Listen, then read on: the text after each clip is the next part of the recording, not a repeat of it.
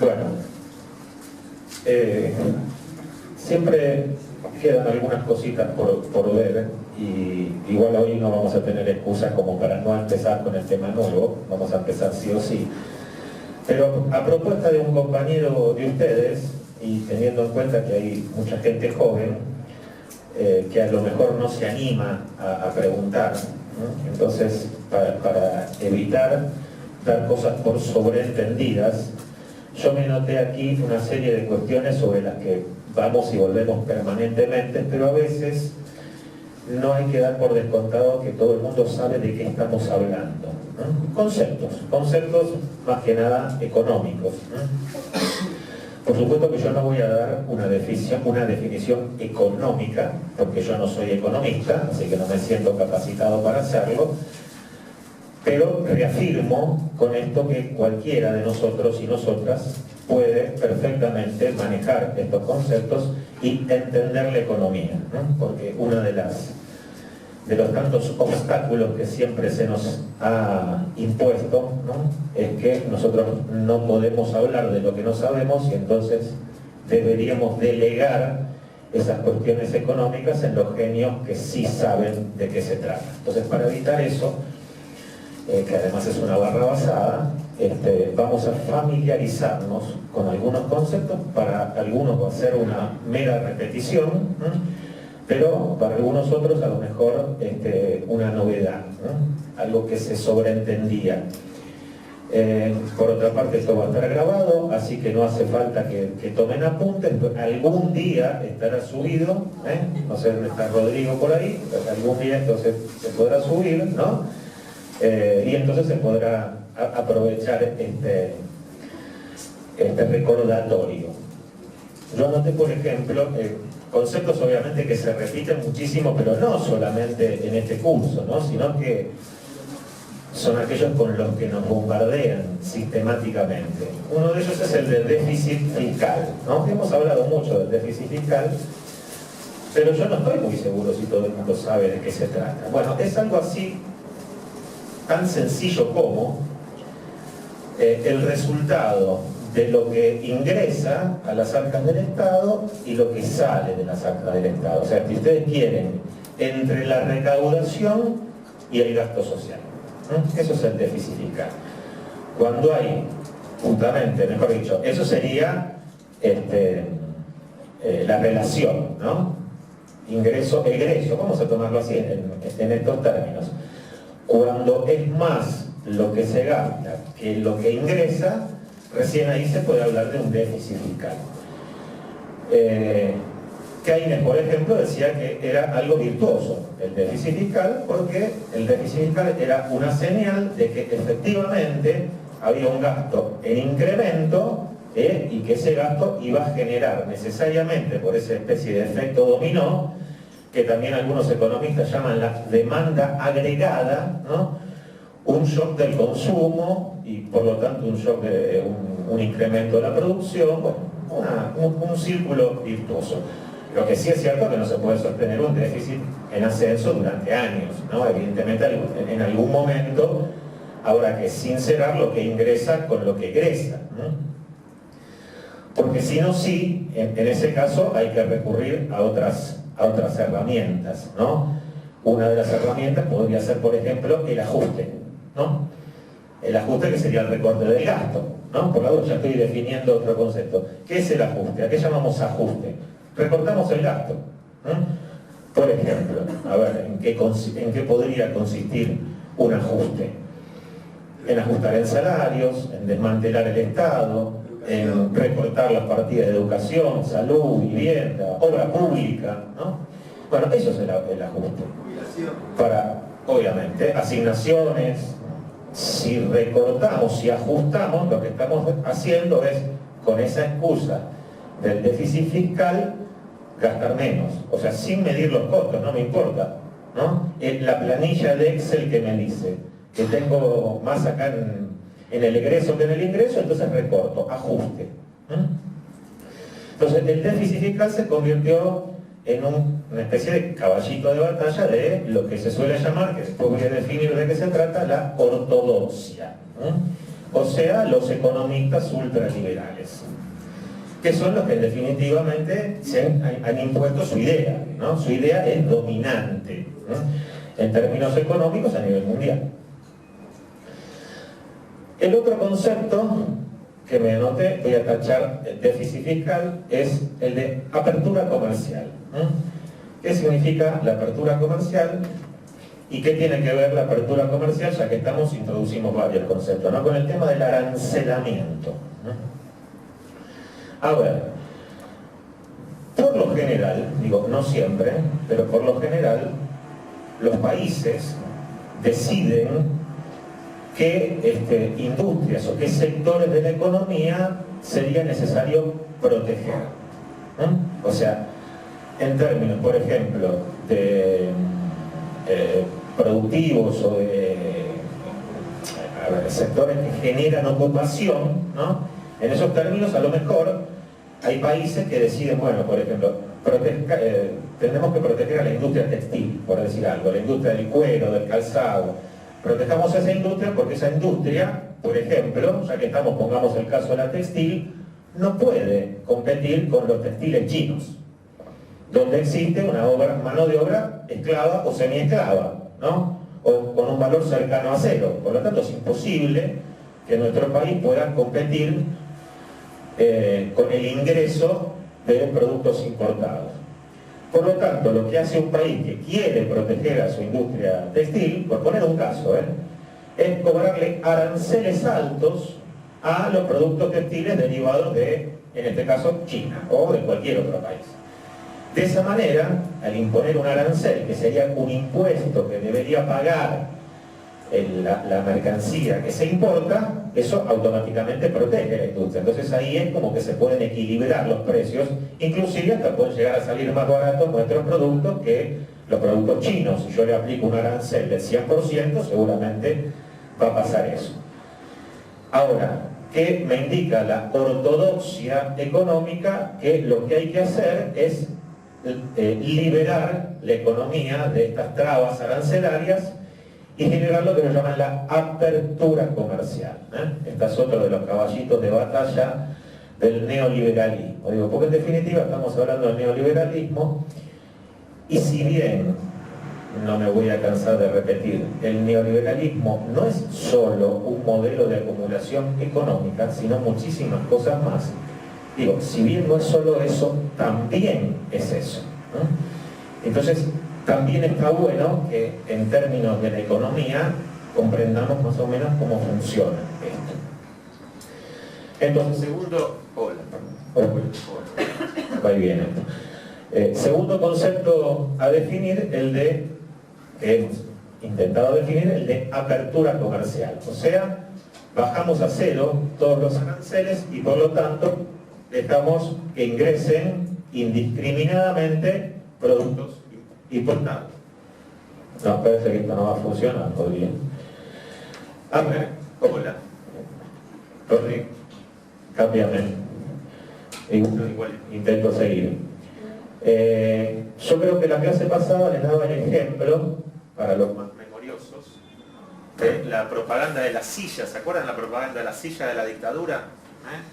Que tenía justamente como objetivo...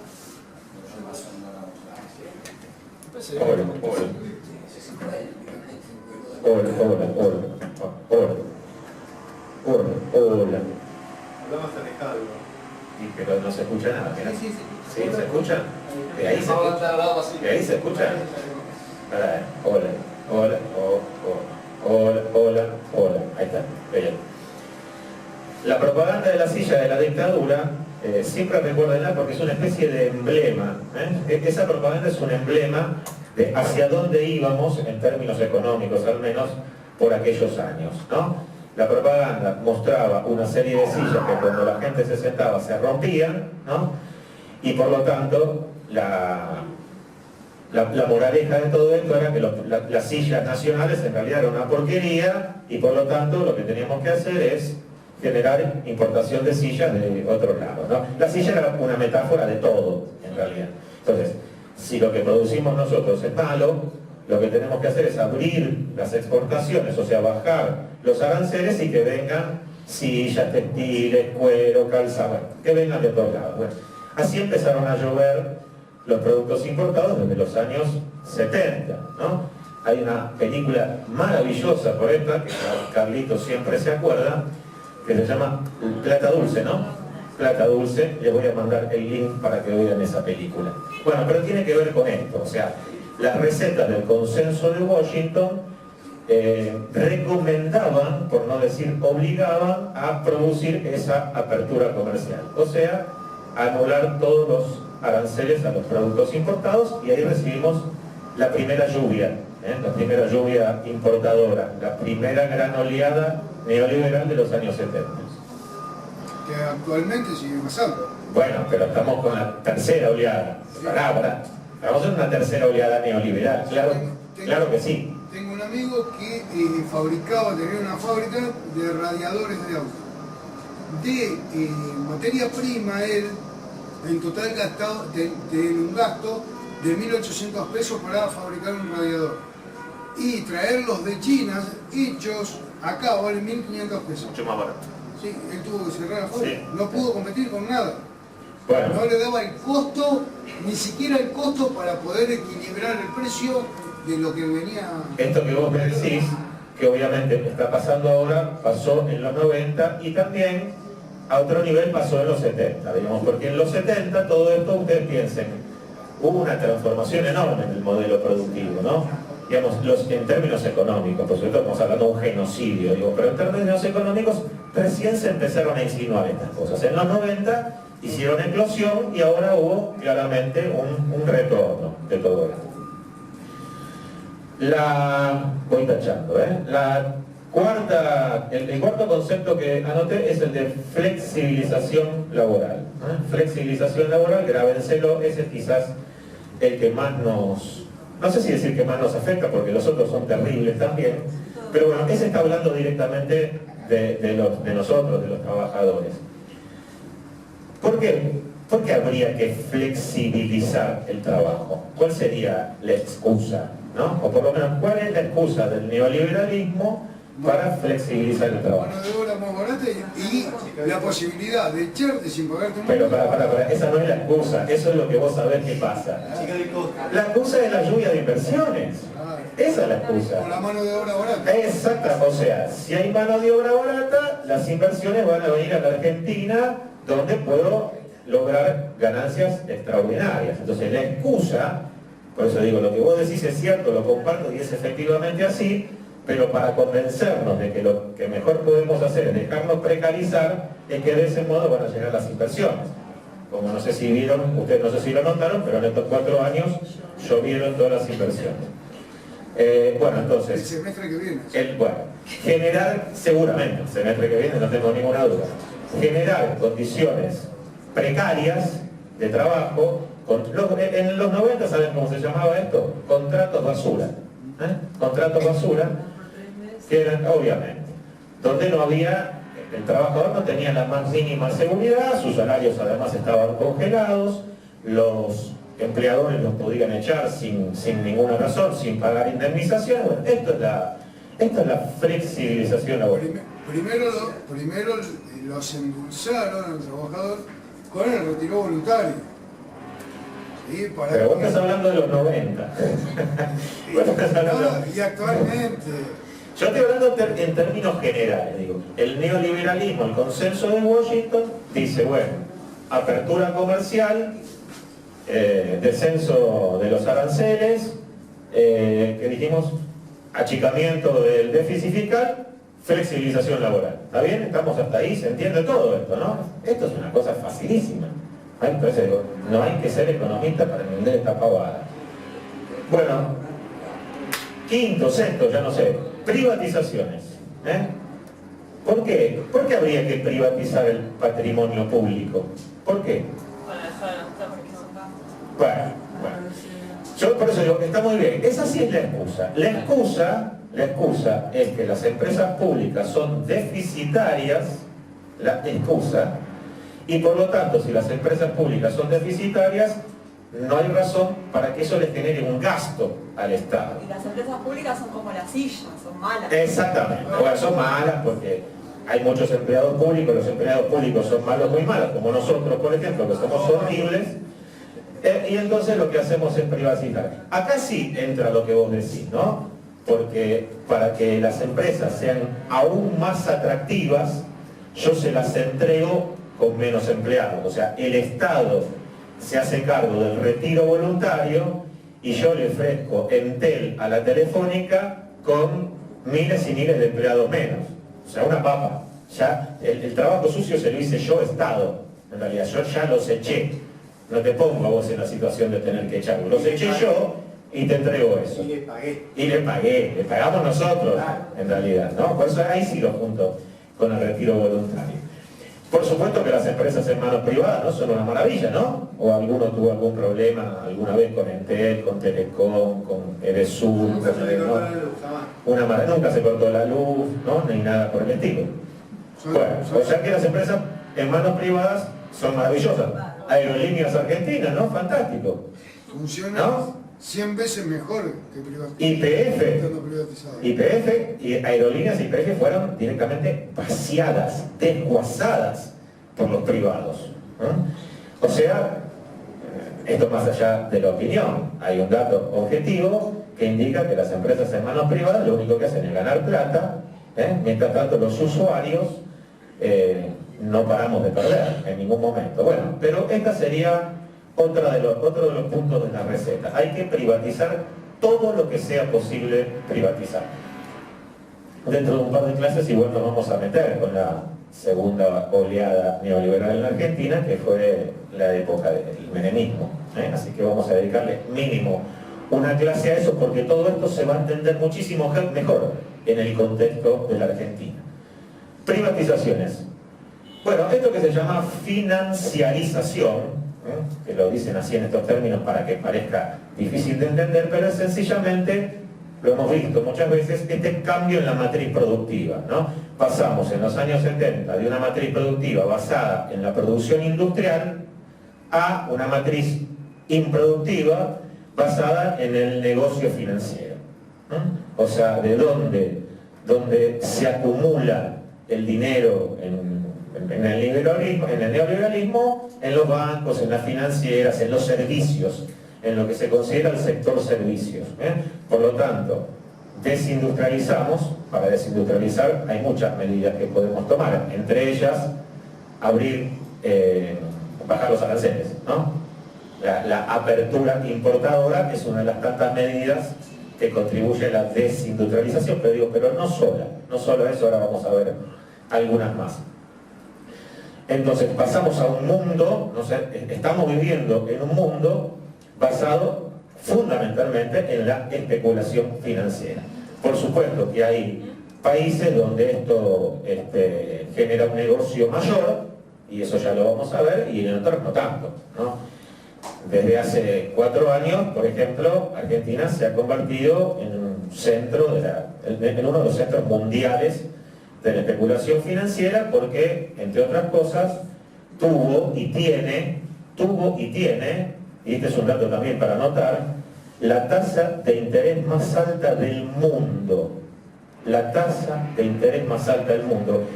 ¿Qué quiero decir yo con que si yo, país, elevo la tasa a esos niveles absolutamente impagables?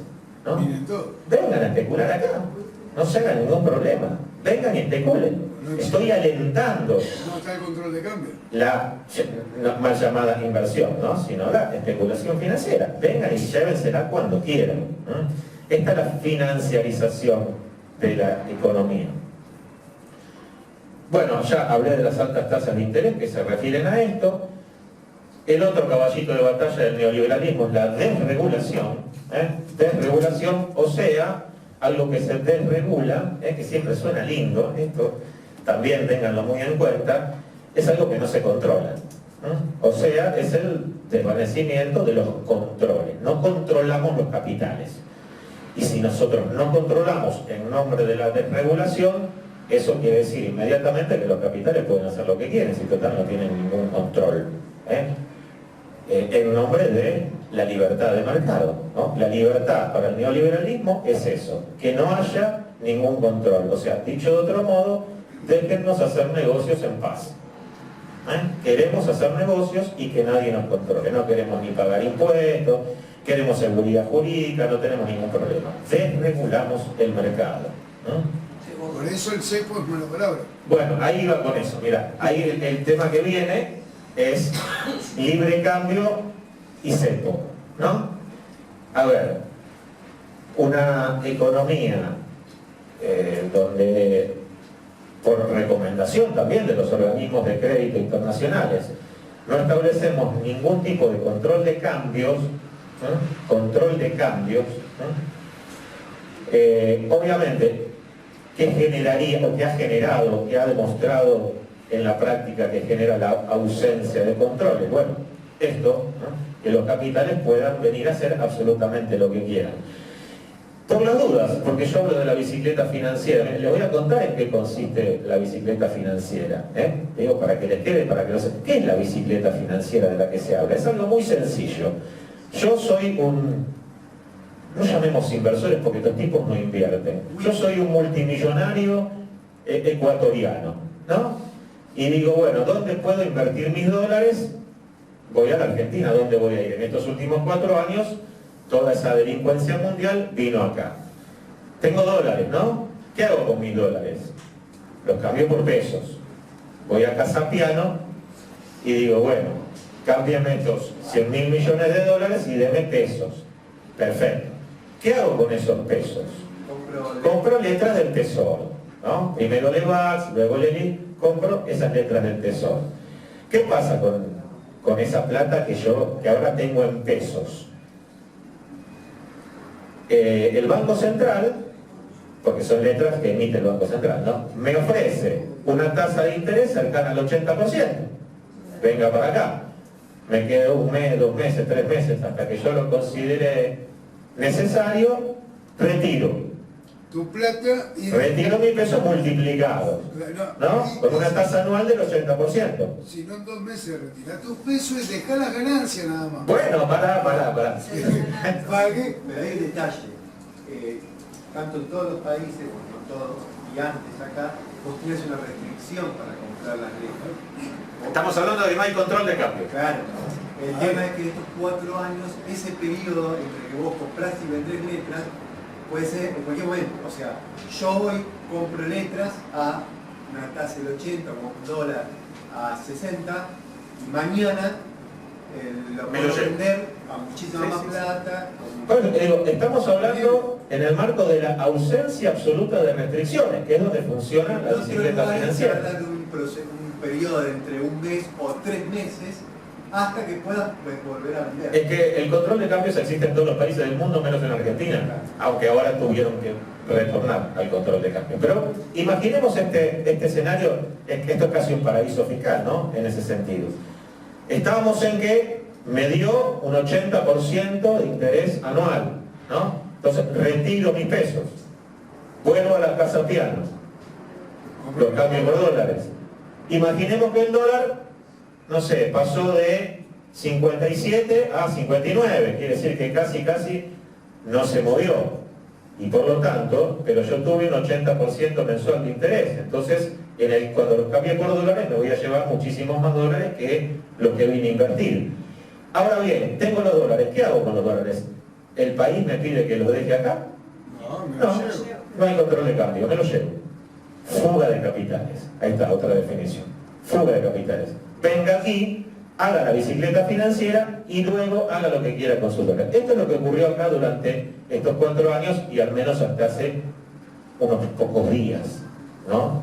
Porque pareciera que se dieron cuenta, ¿no?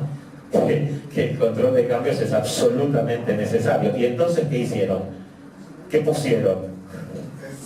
¿Qué pusieron el cepo que era tan malo? No es que ¿no? se dieron cuenta, ya se llevaron la que se Ya tenía que está, llevar. sí. Los, Qué malo que era el cepo, ¿no? los amigos, incluido el presidente, los amigos, ya está, ya hicieron la que tenían que Yo no sé hacer. por qué ustedes relacionan todo con la Argentina. Yo estoy hablando del neoliberalismo. No, yo digo lo que vivimos hoy en día. Bueno, en eso consiste la diferencia entre el control de cambios, mal llamado cepo, y la absoluta libertad. En todos los países del mundo. En todos los países del mundo hay control de EPA, absolutamente en todos los países del mundo. Hay países del mundo que no te dejan sacar la plata por 5 años. Sí, sí. La invertís, haces tus ganancias, podés retirar las ganancias, pero no lo que vos pusiste. Mira, me hiciste acordar de otra cosa que no me la había anotado. No me la había anotado esa, pero también es importante. Porque, a ver, hablando de la balanza comercial, ¿no? La balanza comercial, ¿qué consiste? O la balanza de pagos. En medir, tomar el registro de lo que ingresa y lo que egresa en términos de divisas. O sea, si vos querés saber lo que se importa versus lo que se exporta. ¿Está bien? Ahora bien, cuando se dice que un país exporta, que está mal dicho, ¿no? Un país no exporta nada. Lo que exportan son los privados, salvo que el país sea el dueño de su principal insumo de exportación, como Bolivia del gas, Venezuela del petróleo, Chile del cobre. Bueno, Argentina es el único caso probablemente en el mundo, habrá que analizarlo esto, ¿no? Hay que chequearlo lo que voy a decir, donde su principal producto de exportación está en manos privadas, o sea, la soja. El principal producto de exportación argentina no pertenece al Estado, por lo tanto cuando decimos Argentina exporta, estamos en un problema. Pero vamos a suponer que es Argentina la que exporta. Entonces viene, por ejemplo, por poner un ejemplo para que se entienda, viene la empresa Cargill. ¿Escucharon hablar de Cargill? Que es una exportadora de granos. Y entonces efectivamente le exporta granos a China, Cargill, ¿no? Cobra en dólares, por su exportación. China te tiene que pagar en dólares, que es la moneda del intercambio comercial. Lo que quiere, lo que se le canta a Cargill con sus dólares. Porque desde que asumió este gobierno, y ahora tuvieron que también volver atrás con eso, no están más obligados, los exportadores no están más obligados a liquidar sus divisas en el mercado central. Por lo tanto, podría ocurrir que efectivamente no decidan liquidar un solo centavo, si no lo quisieran, y meterlo en una guarida fiscal en Panamá, Cargill. ¿Por qué se lo voy a dar a la Argentina? ¿Por qué lo voy a poner en el Banco Central? Si ahora, gracias a este gran gobierno que tenemos, eso ya no es más necesario. Por eso digo, ojo cuando decimos que Argentina exporta tal cosa y por lo tanto contabilizamos un ingreso por exportación que no existe.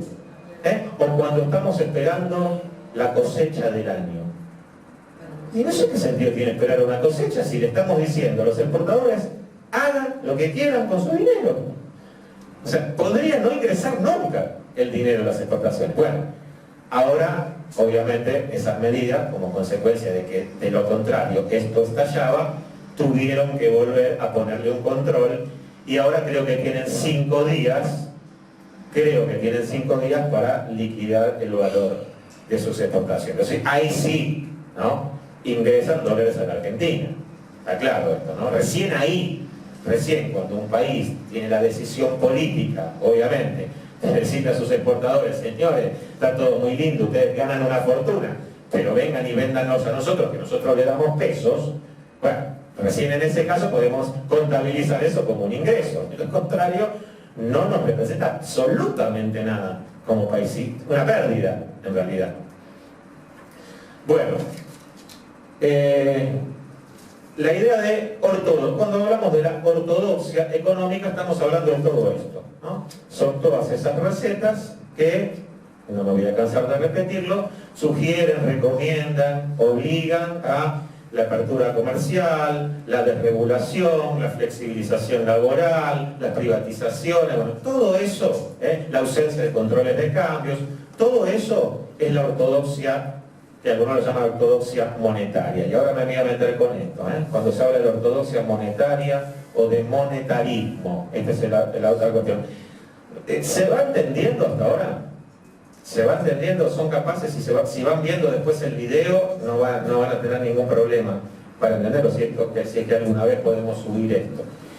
Bueno, avanzo entonces, ¿no? El monetarismo o la ortodoxia monetaria, ¿en qué consiste esto? ¿Qué dice estos señores, ¿no? Los ortodoxos? ¿A qué le atribuyen, mejor dicho, las causas, por ejemplo, de la inflación?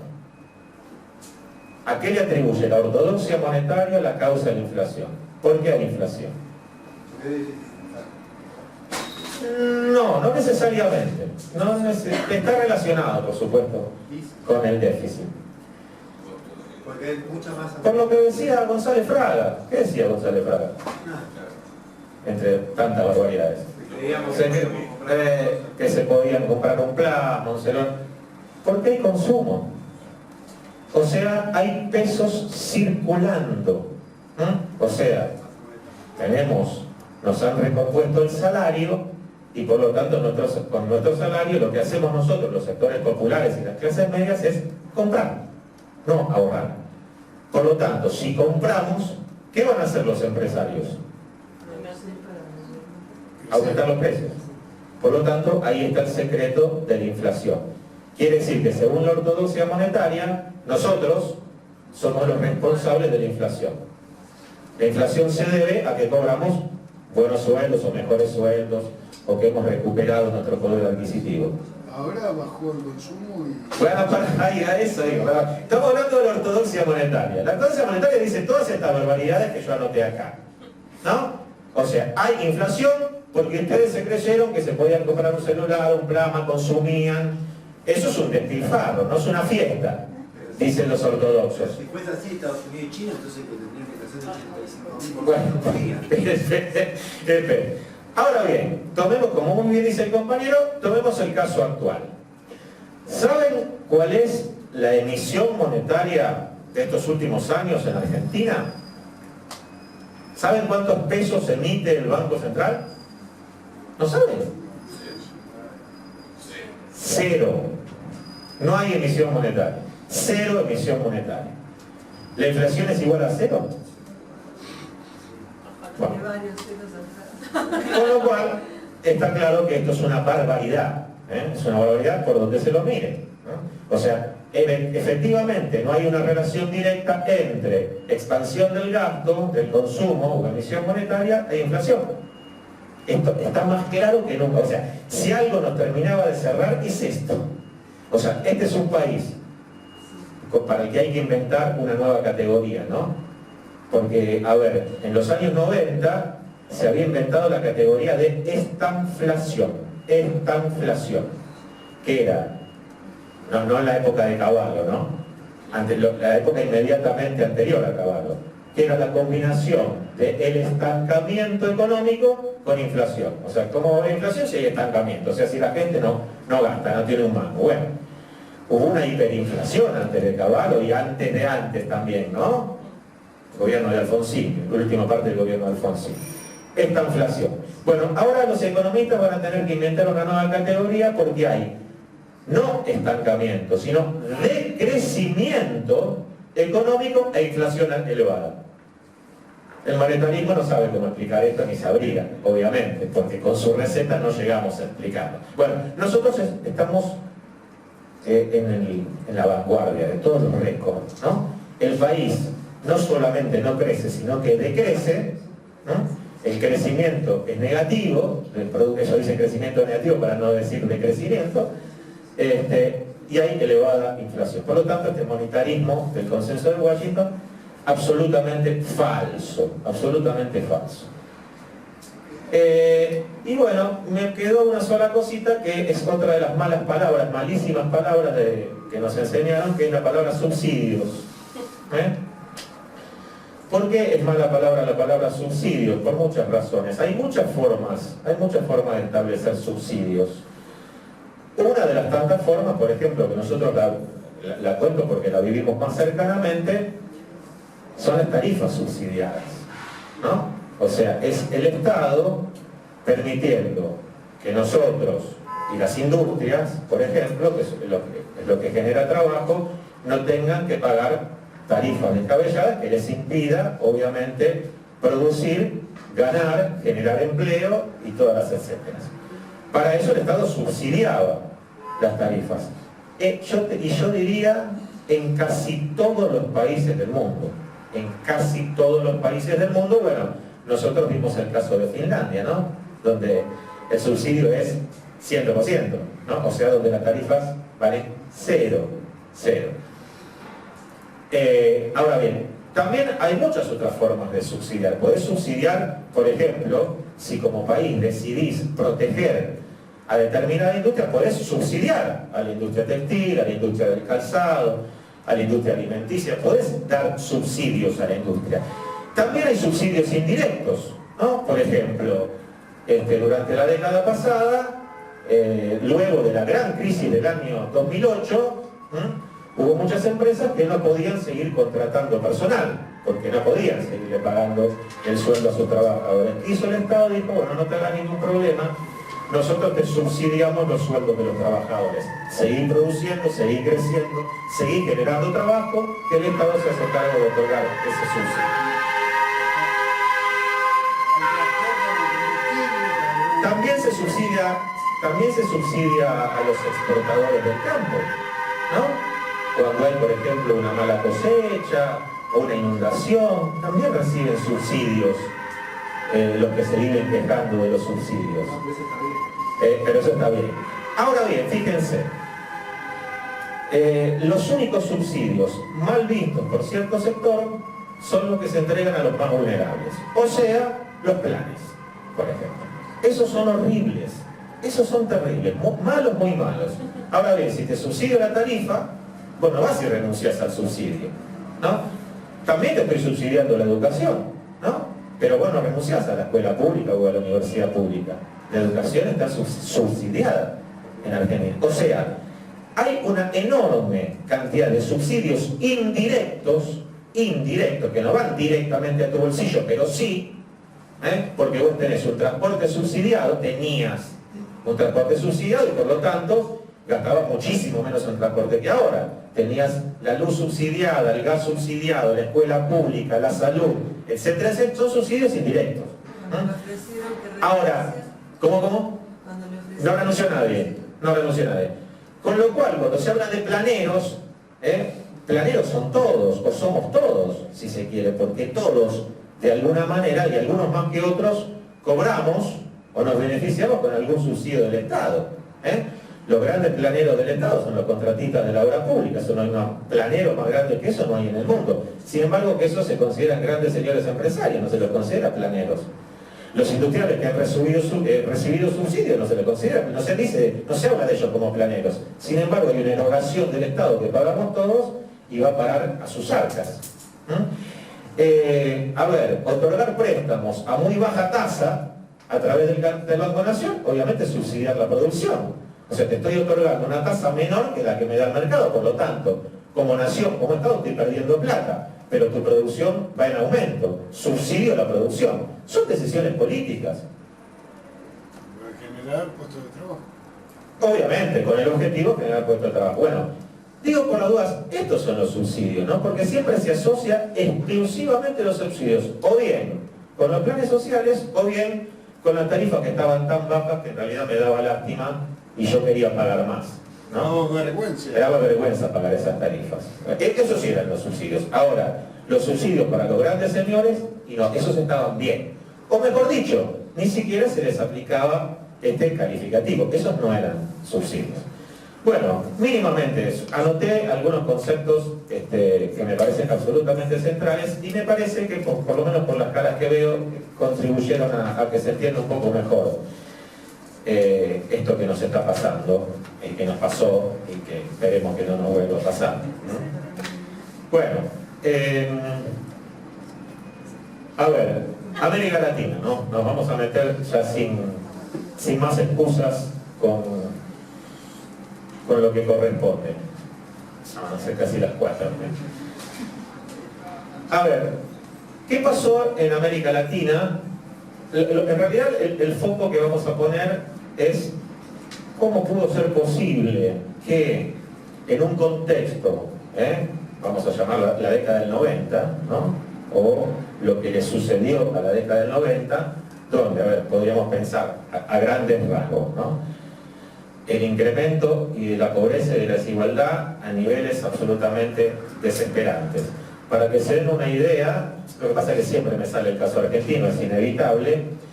En Argentina, hacia el año 2000, se había llegado al récord de que había 38% de nuevos pobres. Nuevos pobres. ¿Qué quiere decir nuevos pobres? Pobres que nunca antes habían sido pobres y que a partir de la década del 90 bajaron de la clase media y se convirtieron en pobres. Pero si a eso le sumábamos la pobreza estructural, la cifra esa promediaba una cifra cercana al 55%.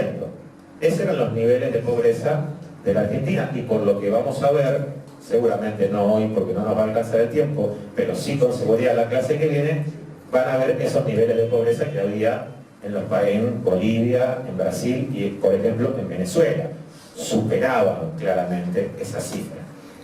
Bueno, los niveles de desigualdad, el desastre que habían hecho las privatizaciones, la desindustrialización, las aperturas comerciales, bueno, todas esas recetas del consenso de Washington, y de las que estamos hablando, se habían aplicado a rajatabla en América Latina. Por eso, digamos, podemos hablar perfectamente y abroquelar todas esas experiencias como la década del 90.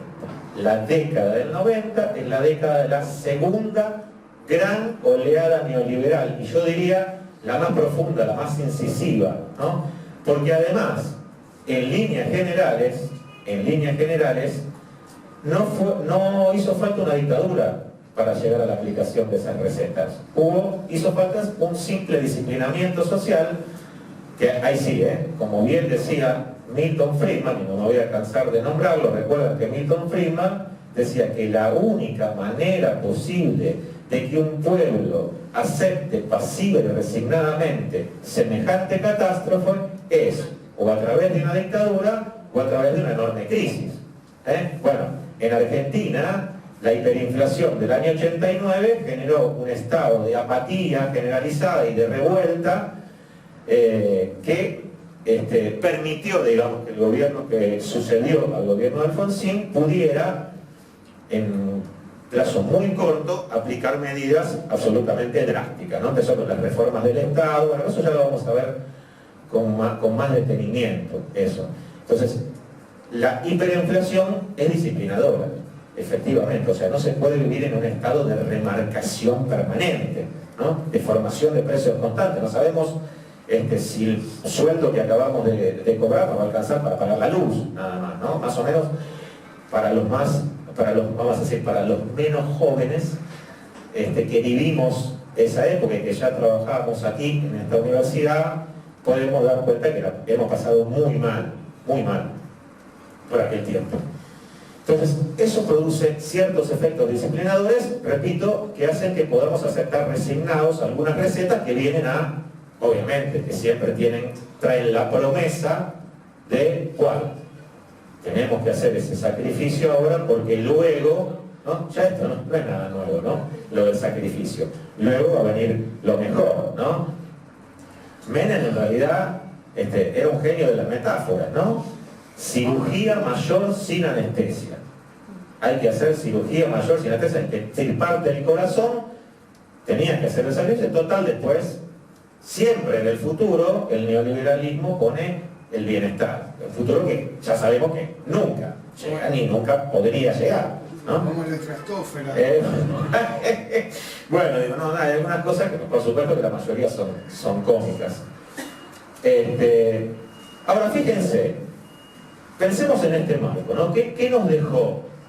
Nos dejó muchos desastres toda esta época. Pero una de las cosas que más, a tener en cuenta, yo diría, es que hubo claramente un enorme retroceso de lo que podríamos considerar, vamos a ponerle comillas a esto, los movimientos de izquierda en el sentido más amplio, ¿no? Y la consagración del triunfo del liberalismo de Occidente. A esto, por supuesto, esto no se entendería si no decimos que en el año 89 cayó el muro de Berlín y en el año 91 se desintegró, implosionó la Unión Soviética, que eran las dos grandes amenazas comunistas para el mundo occidental. O sea, si ya no había un enemigo declarado en carrera y el neoliberalismo había hecho estragos en América Latina, era razón para que estos señores festejaran lo que ellos llamaban el fin de la historia. Había un filósofo japonés norteamericano llamado Francis Fukuyama, que tenía un libro que se llamaba justamente así, consagrando el fin de la historia. ¿Qué quiere decir el fin de la historia? Era la consagración del triunfo definitivo del neoliberalismo.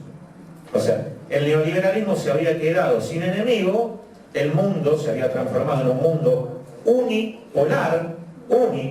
Si antes había sido bipolar, era porque estaba el bloque del este y el bloque occidental. Desaparecido el bloque del este, había ganado claramente la batalla del capitalismo, vamos a llamarlo así. Por lo tanto, eso que aparecía en el horizonte era un mundo liberado de conflictos. Liberado de conflictos. Allí donde no hay más conflictos es el fin de la historia. Hemos llegado al fin, hemos llegado al final. Ya está, no hay nada más nuevo que esto. Lo que tenemos que hacer, otra de las metáforas del riojano, era subirnos al tren de la historia. Subirnos, no nos quedaba otro remedio, no nos podíamos oponer, no teníamos que subir. La historia iba en esa dirección, es más, ya había llegado a la estación final. En líneas generales podríamos decir, bueno, el clima que se vivía en América Latina era un clima de derrota, claramente.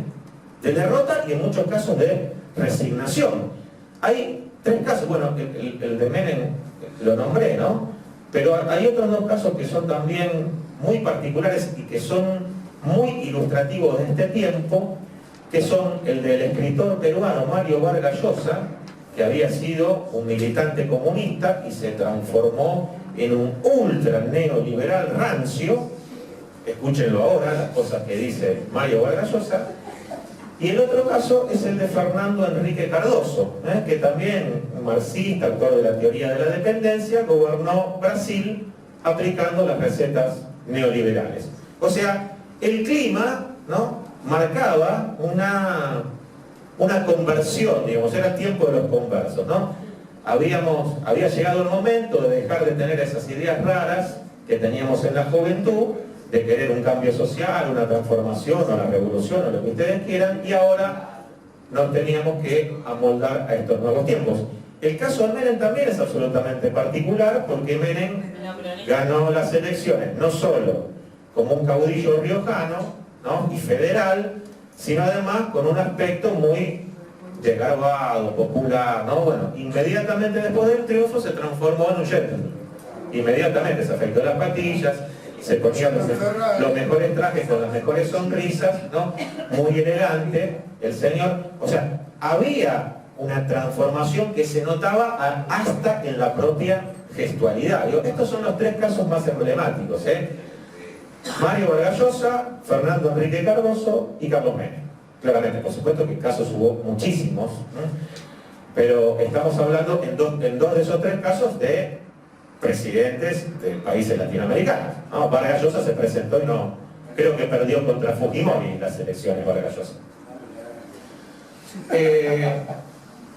Ahora bien, fíjense, estamos en ese marco, ¿no? Ahora me tengo que machetear para no olvidarme de nada. En ese mismo marco de absoluta derrota, sin embargo, habría que ver por qué, ¿no? Tendríamos que empezar a pensar cómo, surgieron algunos movimientos absolutamente exitosos, algunos más que otros, que podríamos pensarlo como movimientos a contracorriente, anómalos. Algo anómalo es algo que aparece a contrapelo, o sea, el mundo parece ir hacia allá y ellos van hacia el otro lado. El primer movimiento fue el movimiento zapatista. Creo que fue el 1 de enero del año 1994, no sé si fue el 1 de enero, pero fue en enero del 94, hubo un levantamiento armado en la ciudad de Chiapas, de México, y ellos decidieron conformar una especie de pequeño estado aislado del Estado, que en realidad no pudo ser derrotado, ¿no? O sea, se atrincheraron de manera tal que generaron, yo diría, un movimiento cultural, más que un movimiento político, que tuvo una gran repercusión en América Latina. Ese fue el primero de los acontecimientos, digo, en este marco. Estamos hablando año 94. Estamos muy cerca de la reelección de Menem, para que se ubiquen. Año 94. El segundo el segundo movimiento a contracorriente fue en el año 1998, el triunfo de Hugo Chávez en Venezuela, 1998. El tercero fueron las rebeliones del 19 y 20 de diciembre de 2001 en Argentina. Rebeliones populares, en el marco de la derrota, la resignación, el fin de la historia y todos esos etcétera. Entonces, zapatistas en México, Chávez en Venezuela, 2001 en Argentina. Luego, inmediatamente después, vino el triunfo de Lula en el año 2002 en Brasil. Y luego vendrán los triunfos de Néstor Kirchner, Evo Morales y Rafael Correa.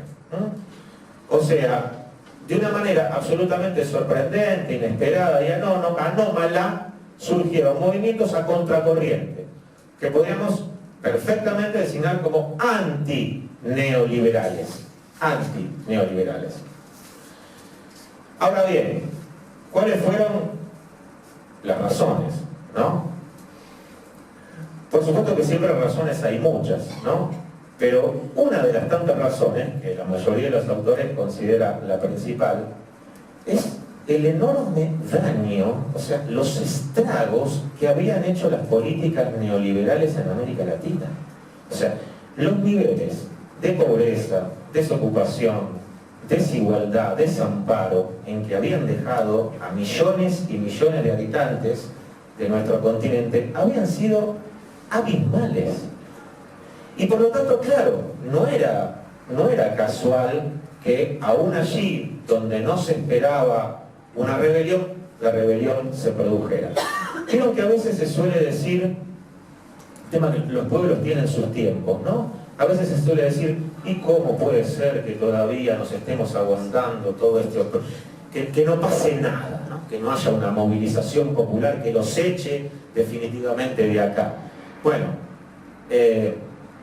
quédense tranquilos y tranquilas, ¿no? Más allá de que comparto esa urgencia y esa insistencia, pero bueno, a veces los pueblos nos dan sorpresas, ¿no? De alguna manera, algo que juzgamos como absolutamente inesperado o que aquí no va a pasar, efectivamente en el momento más inesperado ocurre, ¿no? A veces nos tiene como protagonistas y a veces no.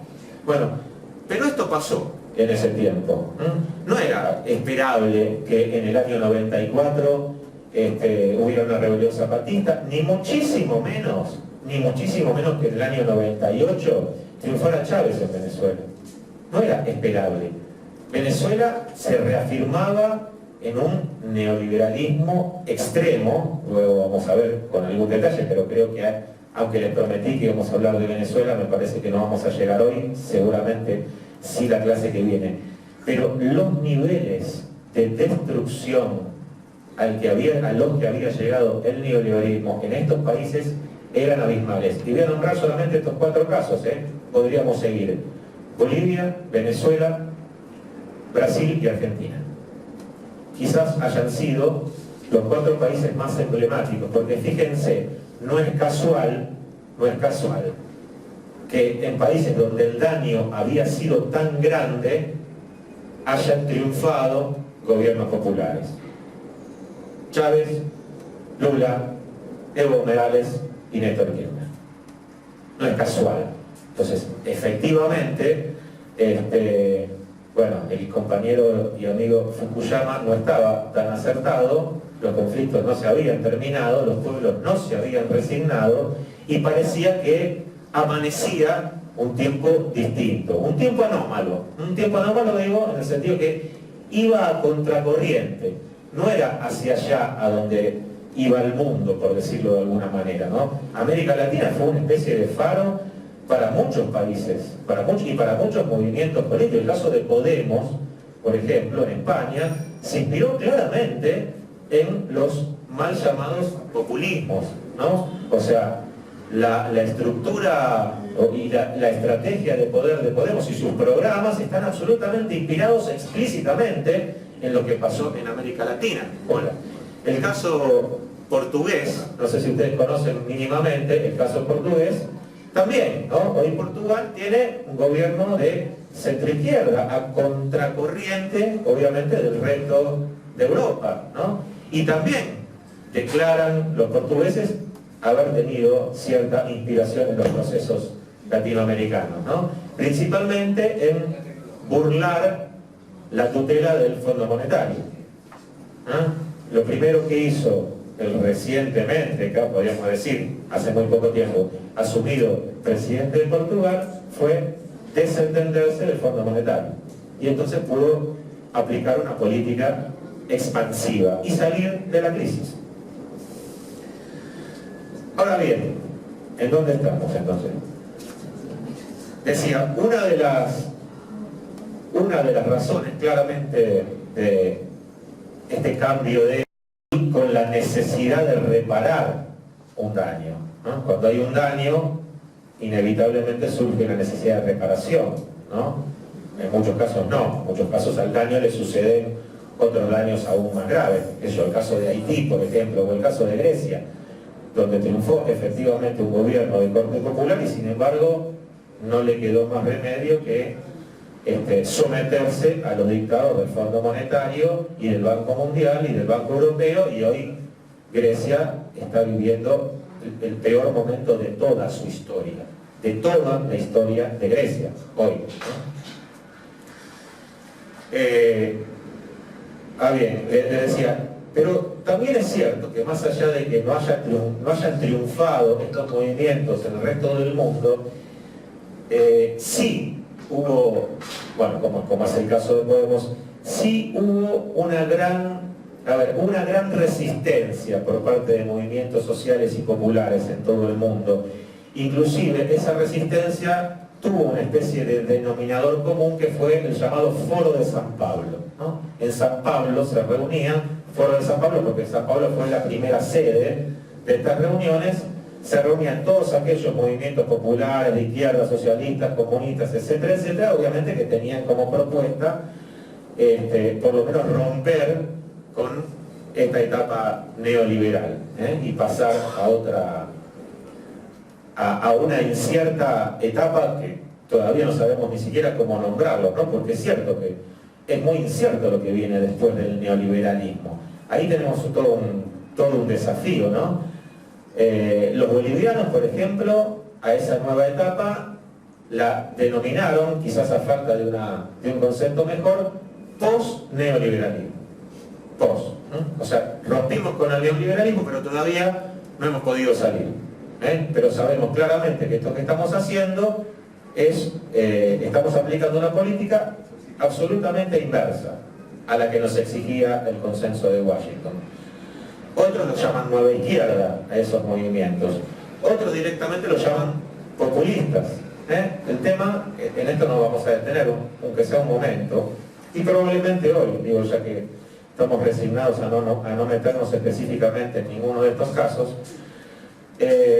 detengámonos un poco en esta idea, ¿no? Porque también esta idea es un caballito de batalla, ¿no? Esta permanente denuncia de populismo. ¿Por qué es algo tan terrible el populismo? ¿Por qué son terribles los populistas? En general, este concepto, tuvo como su primer momento, su primera oleada, digámoslo así, algunos gobiernos de los años 40 y 50, ¿no? En América Latina, pero muy especialmente, ya que nosotros somos argentinos, el peronismo. El peronismo, que era un movimiento que no era un movimiento exactamente de izquierda, que no era comunista, pero sin embargo venía a romper con alguna lógica que le imponía el capital, digamos. Fue un movimiento en ese sentido también anómalo. Fue un movimiento donde el pueblo tuvo un determinado protagonismo, y por lo tanto, allí donde aparece el protagonismo del pueblo y se empieza a hablar de salario, de paritaria, de sindicatos, de industria, ¿no? Hay gente que se le empieza a parar los pelos cuando pasan esas cosas. Y por lo tanto, yo diría que la primera mención de este concepto es una mención absolutamente despectiva. O sea, el populismo es prácticamente una categoría creada por la derecha para denostar a todo aquello que huela a popular. O sea, para denostar el ascenso social. Allí donde aparece el ascenso social, estos grandes señores inmediatamente se atacan y juzgan como populistas, porque no les pueden decir populares, porque ahí estarían en un problema, a todos estos movimientos. Y crean, en el sentido común dominante, esta asociación inmediata entre populismo, demagogia, autoritarismo y corrupción.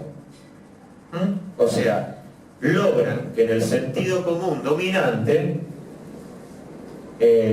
asociemos inmediatamente este concepto o a estos gobiernos con, repito, la demagogia, el autoritarismo, la corrupción y ya me olvidé del otro, eran 4. Y 4, ya me va a salir. Autoritarismo.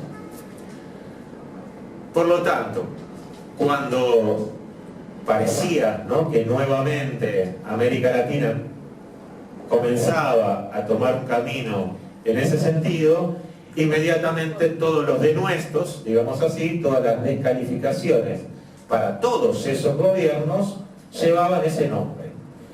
¿Por qué? Porque además de esa manera lograban imponer mediáticamente que todos estos gobiernos, que lo que estaban haciendo efectivamente es, y ahora no, la clase que viene les voy a demostrar esto que estoy diciendo, primero se los digo, la clase que viene se los demuestro, lo que han hecho efectivamente esos gobiernos fue combatir la pobreza, la desigualdad, industrializar el país, nacionalizar los principales productos de la exportación y redireccionar toda esa renta en generar empleo, industria, subsidios, asignaciones sociales, etc. Bueno, esto es obviamente del orden de lo imperdonable, ¿no? Entonces, solucionamos la cuestión mediática acusándolos a todos esos gobiernos de populistas, ¿no? Y utilizamos fundamentalmente, ahora más que nunca, el caballito de batalla de la corrupción. La corrupción se ha convertido en un caballito de batalla para que esta asociación sea absolutamente inseparable. Allí donde aparece un gobierno populista, inmediatamente se asocia con la corrupción. Y si no, piensen en los 3 casos más emblemáticos, Lula está preso, Correa está prófugo y Cristina está ultra recontra mil procesada en Argentina. O sea, hay claramente una venganza por parte de ciertos sectores que no pueden admitir ni soportar, porque además puede llegar a ser contagioso, que haya gobiernos que operan en sentido exactamente contrario a lo que ellos consideran que son sus sagrados intereses. Y el que te falta es una dictadura. ¿Cómo? El que te falta es una dictadura. Claro, bueno, el que me falta es Maduro, que es un dictador, o sea, 3 presos y un dictador.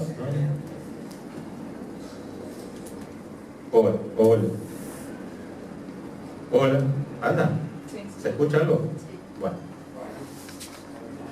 Bueno, brevísimo recorrido, ¿no? Les repito, ahí sí, bueno, la clase que viene sí vamos a ampliar claramente con datos, con datos absolutamente contundentes, todo esto que por ahora, tómenlo como simples apreciaciones de las que yo me hago cargo, pero que habría que chequearlas, ¿no? O sea, por ejemplo, yo estoy asegurando que en Bolivia, Brasil, Argentina y Venezuela, lo estoy asegurando, bajó enormemente la tasa de desempleo y también la tasa de desocupación y también los niveles de desigualdad durante este periodo. Ahora, esto que puede ser una apreciación, hay que demostrarlo. Y se demuestra con datos.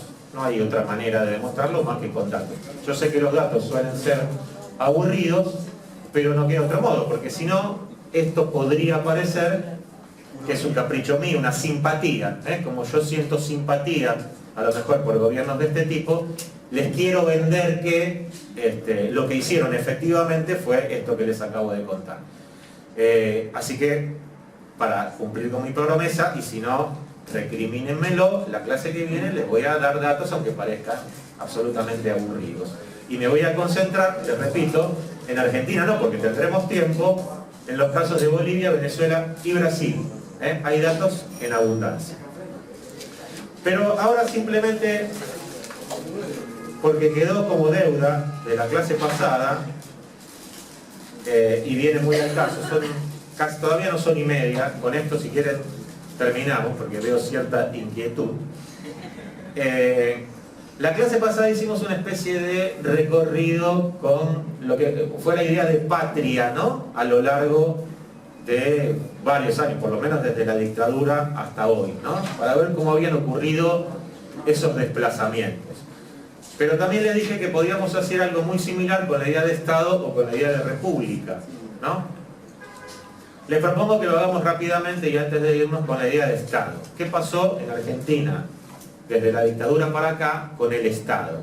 Porque esto está estrechamente vinculado con el neoliberalismo.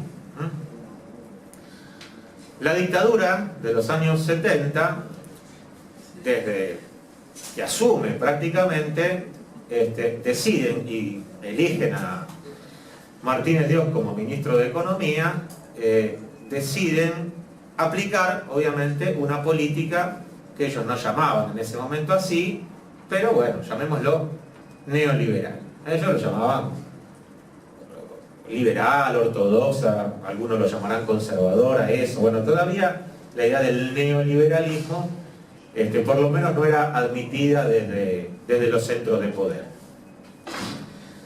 Y por lo tanto, una de las consignas centrales, porque más allá de que era una dictadura, toda dictadura igual nos necesita convencernos de algo, ¿no?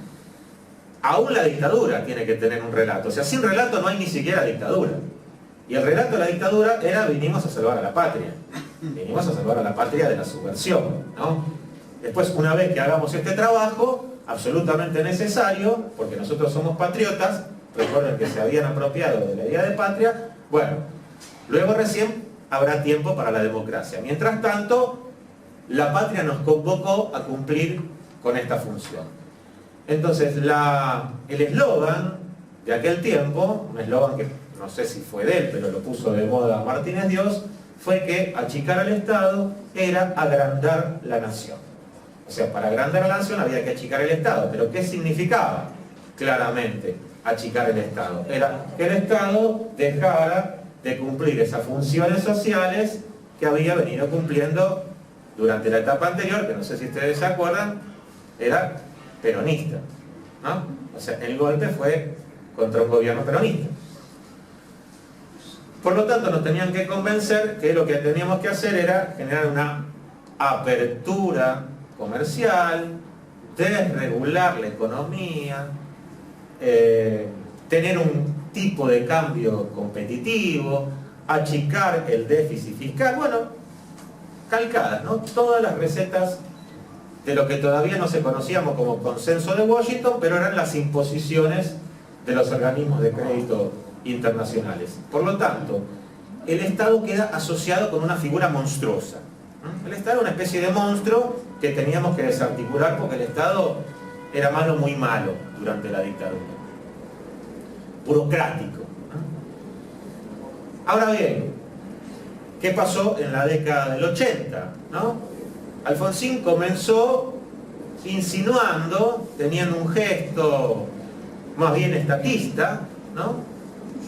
Y tuvo un ministro de Economía, inicialmente, no sé si alguno lo recuerda, que se consideraba keynesiano. ¿Por allá? ¿Se acuerdan del primer ministro de Economía de Alfonsín? Sí. Bernardo Greenpool. Con Greenpool y luego con Zurruil. ¿Se acuerdan de Zurruil, el de los anteojitos? Los más viejitos.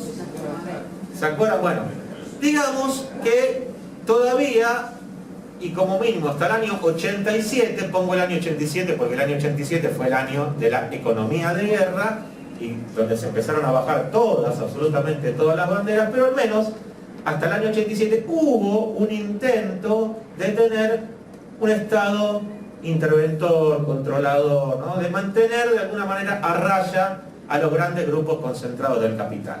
Por supuesto que esto duró muy poco tiempo. Y por lo tanto, desde el 87 en adelante, en que se declaró públicamente, no lo olvido más, aquí en la plaza, la economía de guerra. ¿Qué significaba la economía de guerra? Me rindo. O sea, nos vamos a rendir a los dictados de los organismos de crédito internacionales, vamos a hacer efectivamente lo que ellos digan y inclusive, vamos a empezar a pensar en privatizar. Ahí aparece una figura muy destacada de este último Alfonsín, que es Rodolfo Terraño, que es el que tenía el contacto con los fondos internacionales que iban a comprar, por ejemplo, aerolíneas. Aerolíneas iba a ser aerolíneas que además, fíjense qué cosa, qué paradoja, ¿no? Aerolíneas que en aquel momento daban ganancia. O sea, además se iba a privatizar una empresa, por eso se iba a privatizar, ¿no? ¿Para qué querrían comprar una empresa quebrada? Aerolíneas que daban ganancia se iba a privatizar. De todas maneras, bueno, ¿para qué voy a abundar? Como terminó la corrida hiperinflacionaria en el año 89 de Alfonsín, generó esta instancia de disciplinamiento de la que les acabo de comentar. Hubo levantamientos armados, por supuesto, también. Luego, en la década siguiente, también. Y entonces, ahí aparece la década del 90, ¿no? Fíjense que es sugestivo, porque aún así, el presidente electo había hecho toda su campaña, vamos a decirlo así, disfrazado de peronista federal y con dos consignas que seguramente habrán resultado inolvidables para ustedes, ¿no? Las dos consignas de campaña repetidas hasta el cansancio: salariazo y revolución productiva. O sea, ¿quién no iba a votar a alguien que me prometía aumentar el salario y además iba a generar una revolución productiva? O sea, el patrón productivo iba a volver a ser la industria y el salario, ¿no? Ahora bien, inmediatamente, pero fue inmediatamente asumido, el primer ministro de Economía de Menem fue un representante de la empresa Bungibor. A ver. Muy bien. Miguel Roy. Miguel Roy que se murió inmediatamente y asumió. Acá tengo al oráculo romano. Roy, Rapanelli, representantes de la empresa Bungibor. Bueno, la empresa Bungibor, una multinacional dedicada a la exportación de granos. O sea, era los Martínez Dios de la década del 90, ¿no? Por lo tanto, una vez tomada esa decisión respecto del rumbo económico, bueno, ahí lo primero que había que hacer era aprobar la reforma del Estado. Por lo tanto, otra vez el Estado aparecía como un elefante, como un monstruo, con una institución que malgastaba el dinero, y si malgasta, despilfarra y es un monstruo gigante, lo que hay que hacer otra vez es reducirlo a la mínima expresión. Por lo tanto, Estado queda asociado justamente con lo peor, y si se asocia con lo peor, justificamos entonces toda la política de privatizaciones, ¿no? O sea, si las empresas del Estado son efectivamente deficitarias, ¿no? Repetido, en aquel momento había solamente canales de televisión, ¿no? Que nos repetían esto sistemáticamente, no tenían como ahora las redes sociales, ¿no? Para bombardearnos hasta el infinito, pero bastaban esos canales porque era lo único que había para ver, ¿no? Para evidenciar cómo sistemáticamente se nos anunciaba que todo lo que maneja el Estado anda mal y por lo tanto lo que tenemos que hacer es privatizar. Por lo tanto, sí. Con la ley de reforma del Estado también es que se terminó con Compre Nacional. Sí, sí. Hubo dos, en realidad no me acuerdo, la de reforma del Estado y la de... no me acuerdo, fueron dos leyes casi simultáneas. La otra de Compre Nacional. Ya me va a salir. Que bueno, obviamente lo que hacen es habilitar efectivamente la aplicación de todas las medidas de corte neoliberal sin que les haya quedado ninguna fuera. Hubo una sola con la que no pudieron cumplir porque si no se les caía todo el plan. Una sola de los 10 recomendaciones del Consenso de Washington que el menemismo no pudo cumplir. La liberación del mercado cambiario. Porque ustedes saben que lo que hubo fue convertibilidad, que es prácticamente lo mismo que dolarización de la economía. Es prácticamente lo mismo, ¿no? Bueno, entonces otra vez el Estado, terrible. Hay que destruirlo, hay que aniquilarlo, desmantelarlo. Bueno, ni hablar de la descentralización educativa, ¿no? Pero bueno, todo iba en ese sentido. Con De la Rúa, obviamente, no se modificó absolutamente nada, sino que todas estas problemáticas terribles se agravaron, no hicieron más que agravarse, y bueno, entonces obviamente vino el estallido. Volvió Cavallo. Volvió Cavallo, vino el estallido del 2001. En la década pasada hubo una recuperación, no solamente de la idea del Estado, sino del Estado institución. Efectivamente, un Estado que necesitaba otra vez reparar ese daño tremendo y que necesitaba, en realidad, hasta fortalecerse institucionalmente, ¿no? Porque sin ese fortalecimiento hubiese sido absolutamente imposible enfrentar a las grandes corporaciones, ¿no? O sea, si yo quiero redireccionar mi política de subsidios, ¿no? Efectivamente me tengo que enfrentar contra los bancos, las corporaciones, ¿no? Si yo quiero nacionalizar el sistema previsional, obviamente voy a tener como enemigos a los bancos, que eran los que recibían mis ahorros, ¿no? Por lo tanto, digo, también era necesario un relato, claramente, al igual que en tiempos de dictadura y que en la década del 90, que repusiera al Estado justamente en otro lugar, ¿no? En el lugar de la reparación, la reconstrucción, las asignaciones sociales, la salud, la educación, la soberanía política, ¿no? Ese Estado ahora tiene absolutamente otra connotación. No tiene nada que ver ni con el Estado de los 90, ni con el de los 80, ni con el de los 70. Bueno, y luego entonces, ¿para qué les voy a contar? Si ustedes saben mejor que yo lo que ha pasado con el Estado, ¿no? Que efectivamente no ha desaparecido, pero para adelantar algo simplemente como adelanto, podríamos decir, y no lo digo yo simplemente me copio de otros autores, que dicen que el Estado se cortó su brazo izquierdo para poder usar exclusivamente su brazo derecho. O sea, recortó allí donde el Estado anterior redirigía la renta y la redirigió, valga la redundancia, justamente hacia otros sectores. Eso es exactamente lo que hizo el Estado. Eso es gobernar, ¿no? Eso es gobernar. Decidir de dónde saco y en dónde pongo. Eso es gobernar. Ninguna otra cosa. Ustedes saben que el PBI, Producto Bruto Interno, o sea, todo lo que un país produce, sumadas las exportaciones y descontadas las importaciones, dicen los manuales de economía, el PBI es finito.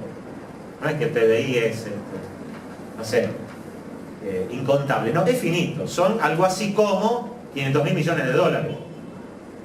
Yo tengo un producto. Cuando elaboro un presupuesto, ¿qué digo? ¿Cómo voy a distribuir ese producto? Claramente, ¿no? Entonces, gobernar es hacer eso. Entonces, claramente, más allá de cualquier apreciación, de cualquier opinión, y más allá del orden de lo opinable, lo que hizo el gobierno actual es transferir recursos desde un sector a otro. Ninguna otra cosa más que eso. Eso, a ver, y eso no fue un error, eso no fue un exceso, eso no fue algo que hizo mal, sino efectivamente hizo lo que vino a hacer. Alguien puede decir, ah, bueno, pero cometió muchos errores. Y sí, está bien, si no hubiese cometido errores todavía tendría alguna chance, ¿no? Pero convengamos que esa redistribución no hace más que empobrecer a determinados sectores, que ahora ya podríamos estar hablando casi de un 99%, en la época de... con esto sí termino, ¿no? En la década del 90, la relación más o menos entre los que ganaron y perdieron era de 80 a 20. O sea, hubo un 80% de la población que perdió y un 20% que ganó. Eso en la década del 90. Hoy esa proporción es 99 a 1. Los que ganaron representan no más del 1%. todo el resto de los sectores perdió. Por supuesto que si uno evalúa todos los deciles, se va a encontrar que los que más perdieron son los del decil inferior. Ahora, hay un 99% del sector productivo que perdió. Todo eso, que por las dudas, repito esto y ahí sí me voy, todo lo que un sector pierde, hay otro que lo gana. Y cuando se gobierna, lo que se hace es decidir quién gana y quién pierde. Algo tan sencillo como eso. Eso es gobernar. Eso no es cometer errores, no es no controlar el dólar, no. Gobernar es tomar decisiones. Bueno, en esta coyuntura, estos van a ganar, estos van a perder. Y en esa aplicación no hay errores, hay decisión política. Después los errores pueden estar en la torpeza, no supe hacer tal o cual cosa, no supe controlar el dólar, se me disparó la inflación. Eso, si ustedes quieren, pongámoslo del lado de los errores. Ahora, la decisión política de quién gana y quién pierde es una decisión política inapelable. Inapelable. No, quien pierde, quien gana menos.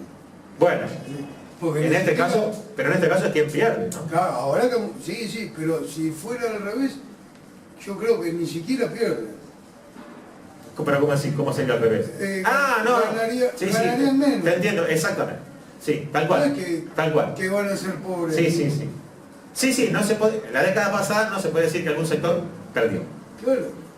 Ganaron menos. Me molestaba que le paguen los planes a la gente como si le estuvieran sacando a ellos. Bueno, esperen, ya vamos. Bueno, ahora sí entonces, datos, cifras duras, aburrido, pero voy a demostrar todo esto que acabo de decir. La clase que viene prometido. Bueno, nos vemos.